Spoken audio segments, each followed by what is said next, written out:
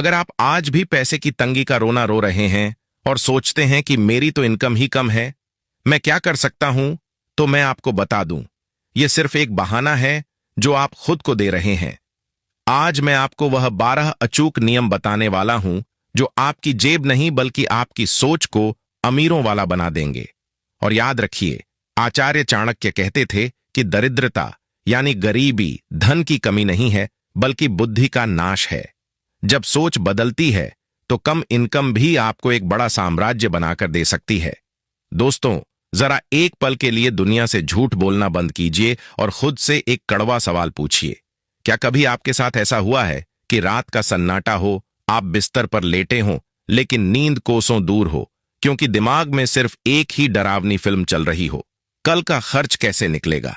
क्या कभी ऐसी नौबत आई है कि आपकी जेब में सिर्फ 200 रुपए या 300 रुपए बचे हों और तभी अचानक घर में कोई बीमार पड़ जाए या किसी रिश्तेदार की शादी का कार्ड आ जाए? उस वक्त इंसान की जो हालत होती है वह किसी को बताई नहीं जा सकती। क्या कभी आपने बाथरूम में नल चलाकर या तकिए में मुंह छिपाकर अपने आंसू पोंछे हैं और खुद से पूछा है, यार, मैं गधे की तरह मेहनत करता हूं, फिर भी मेरे ही नसीब में यह पैसों की किल्लत क्यों लिखी है? अगर हां, तो सुनिए, आप अकेले नहीं हैं। भारत के करोड़ों लोग रोज इसी घबराहट के साथ उठते हैं और इसी डर के साथ सोते हैं। सुबह की भागदौड़, शाम की थकान, महीने के अंत में वही खाली हाथ और मन में एक ही सवाल, क्या मेरी पूरी जिंदगी बस ईएमआई और बिल भरने में निकल जाएगी?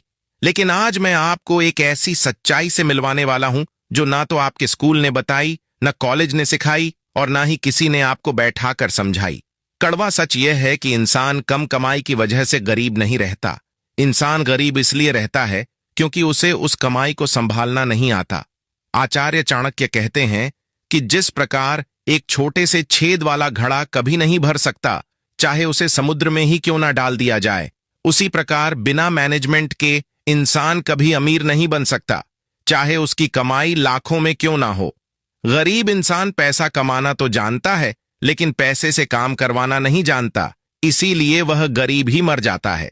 जरा अपने आसपास देखिए, एक ही शहर में एक ही ऑफिस में काम करने वाले दो लोग, दोनों की सैलरी 15,000 रुपए है, लेकिन 5 साल बाद एक आदमी रोता रहता है कि महंगाई बहुत है और दूसरा आदमी उसी 15,000 रुपए में से थोड़ा थोड़ा बचाकर अपनी बाइक ले लेता है और एक छोटा सा जमीन का टुकड़ा भी ले लेता है।